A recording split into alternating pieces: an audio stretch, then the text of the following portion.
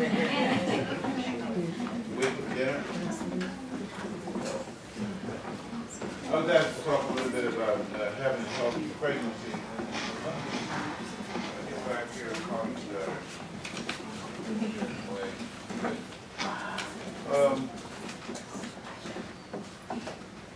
you can advance the next slide. So what we're going to do is to talk a few minutes about having a healthy pregnancy, and much of this you know, but what I really want you to do is to make sure that you share this information that you learned with others who might not be pregnant or who might be thinking about getting pregnant. Anybody in here pregnant? Anybody thinking about getting pregnant?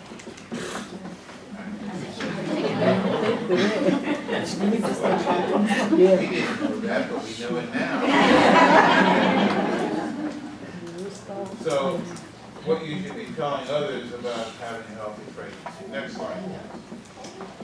Now, these are some things that you need to know about having a healthy pregnancy. And we're going to go over several slides of these. First of all, plan ahead. Pregnancy should not be an accident. And unfortunately, many patients who are pregnant, it was an accident. There probably are some accidents in this room. So we need to plan ahead, and we need to get early prenatal care. Early prenatal care is not the third trimester of pregnancy. It's the first trimester of pregnancy, so we should strive for that. We need to eat well, as we saw on the clip, but not for two. In the old days, back when I was a resident, patients would say, oh, I'm pregnant.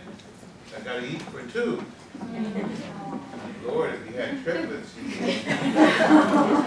there's no reason to eat for two. You just need to eat healthy. Healthy eating is very important. I always tell patients that I see at the health department, there are several places that you should not go to eat. Correct? McDonald's, Burger King, Taco Bell, Kentucky Fried Chicken. I hope none of you stop at those places here. And I always say, did I leave out any? And they tell me I did. Take your prenatal vitamins. That's very important. Exercise regularly, keep moving. And I think Chuck brought up a point. You need to be living in a safe neighborhood. Whenever I tell someone to make sure that they exercise and do that on a regular basis, we say, well, do you live in a safe neighborhood? And if you do, then there's no reason why we can't get our butts off the couch and walk around. It's kind of hard at 2 o'clock in the afternoon here in Florida, but it's better in the morning and in the evening. So exercising regularly is fine. If you don't live in a safe neighborhood, there's the Y, there's other places, there's the mall. You can go to the mall and walk around. Get some rest. I remember a woman who was pregnant, the first time I knew she was pregnant was because she was sleeping all the time. And pregnancy is a heavy load, correct, ladies? Mm-hmm. You need to get your rest, and you need to have someone to talk to you. Right, guys? Yep. You have someone I had a patient one time come in and say she wanted to be induced. She wanted 38 weeks, and as you now know, we go to 39. And I asked her, why do you need to be induced? And she said, because I don't have any help at home. And her husband was sitting there with her. And I said, what the heck are you doing? Just say no to alcohol. We'll hear more about that later. There's no reason why a pregnant lady should be drinking alcohol. And then know the warning signs. Next slide, please. These are the warning signs that a woman should know when she's pregnant. And if you're pregnant or plan to be pregnant or know someone that's pregnant, how you doing? Uterine cramping. Decreased fetal movement. We tell patients to count fetal movement. There should be 4 fetal movements within an hour after a meal. Most women eat 3 meals a day, and most men do too. So 4 field movements within an hour after they eat. And then we tell them they shouldn't be having more than 4 contractions within an hour. If they do for 2 hours in a row, you need to go into the doctor or a 2-hour OB-ECC at the hospital. Leaking amniotic fluid. If you think you're leaking amniotic fluid, as I used to still tell patients, if you thought you might have, could have, perhaps, maybe I did, which means you're not sure, then you need to go in and be checked. Vaginal bleeding of any sort, of course, during your pregnancy, and then you have a fever. And then you need to know the warning signs after pregnancy. I stuck this in today because as we go about looking at maternal death and maternal morbidity in the state, we're involved in doing that. You need to make sure that if you pad your baby and then you say, I can't breathe, you go home and for some reason I just can't catch my wind, you need to let the doctor know. Fever, discoloration in your legs. I had a call one time from a patient who was white and she said, Dr. Hill, one of my legs are brown. You remember me? I'm the white lady. And she had a clot in that leg, and if she had not called and come in, she would not be here today. Unusual vaginal bleeding, heavier than normal, and then unusual breast soreness as we strive to get women to breastfeed more. Next slide. And the other things that we need to remember in having a healthy pregnancy, find the right practitioner. Well, we don't have a problem with finding the right hospital in this community, but that's also important. But find the right practitioner. You had a complicated pregnancy, and the lady in the documentary that lost the pregnancy, or if you have twins, probably it's not a good idea to decide to deliver at home. Agreed? Maybe after some research you may decide to deliver at home, but make sure that you find the right practitioner. Swear off all illicit drugs, and this includes marijuana.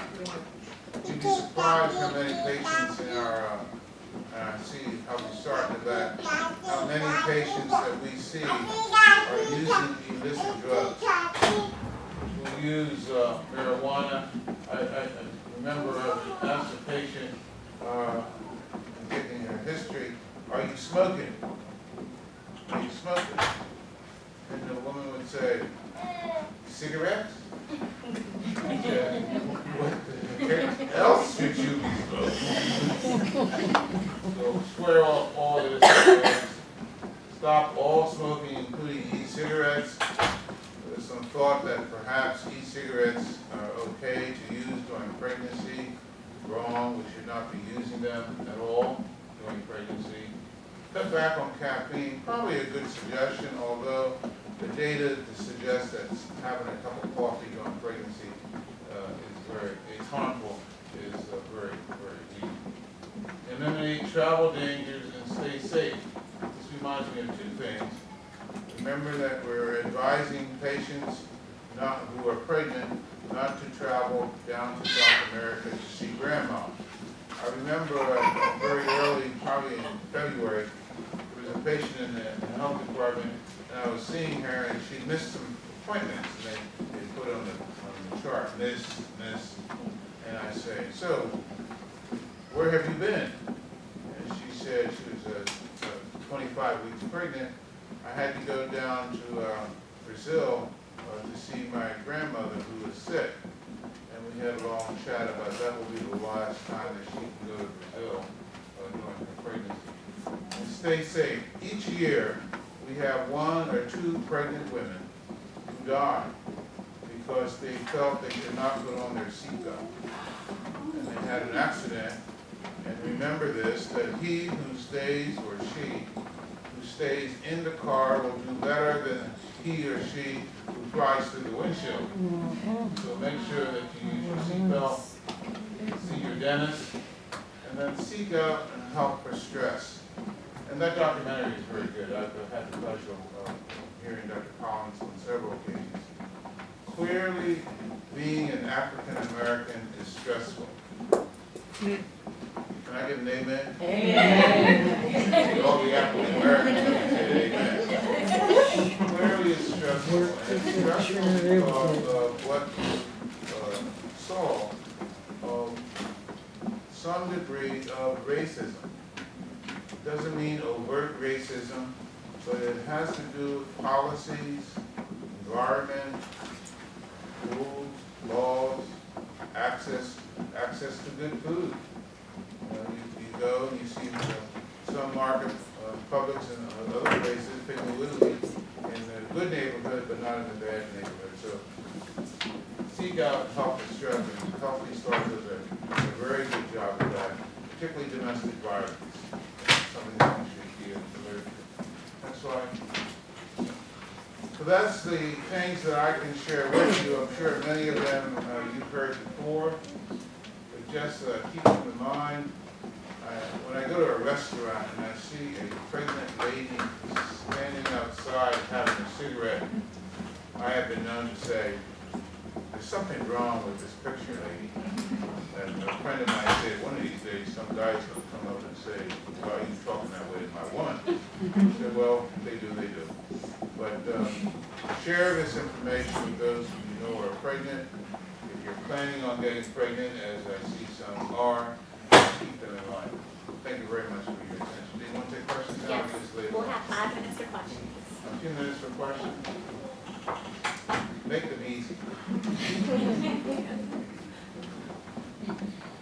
No questions? They're too bashful to ask.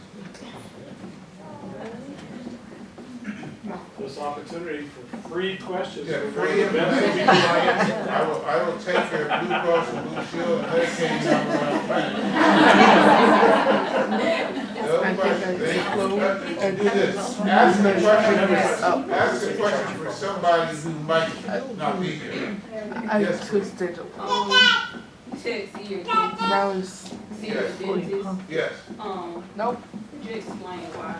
Well, that's a very good question. Two things come to my mind. One, dentists are frequently afraid to see a pregnant woman. I'm not sure where that came from, but we're getting rid of that myth. I know at the health department we have a very good dental clinic, and they will see you if you need that care. Frequently, the dentist will ask for a note from the doctor. We've gotten to the point now, the health department, one of the nurses writes it out, and I sign it, or one of the other doctors sign it. So when you're pregnant, that's fine. Now, one of the things that you saw was preterm birth. Some of you are saying, what causes preterm birth? Well, we don't know.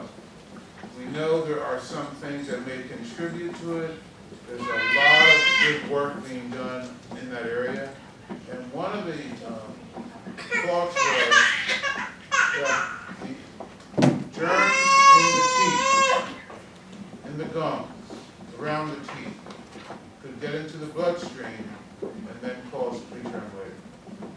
Now, some of that research is still being done, and some studies have suggested that that's true, and other studies have shown that it's not true. I remember I saw a study where they did all kinds of things to the group of women who were pregnant and not to the other group, cleaning the teeth, scaling them, etc., and it did not make a difference. So that's one of the reasons why we are continuing to say,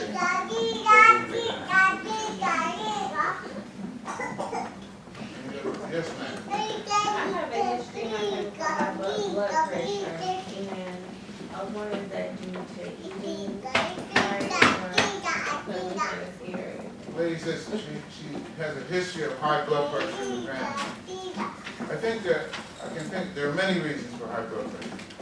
One is we do know that women and men who are overweight have a greater risk for having high blood pressure. The second is clearly there's some genetics. Clearly, and we see patients who are not overweight at all who have high blood pressure. And many of those in our practices are African American. So is there a gene that predisposes some of us to high blood pressure? Yes. But still, we can do something about that by watching what we eat and walking around the block. Could the gestational diabetes cause preterm birth? It doesn't cause so much preterm birth as it causes other problems that can occur during the pregnancy. It can cause preterm birth if we have to induce the patient. Yes. Remember, preterm birth, there are two types. We have to do it ourselves, high blood pressure, toxemia, bleeding, diabetes, and then spontaneous preterm birth, which we don't know about. So in general, gestational diabetes does not cause spontaneous preterm birth. That's the last question. Last question, thank you. Thank you, Dr. That's all.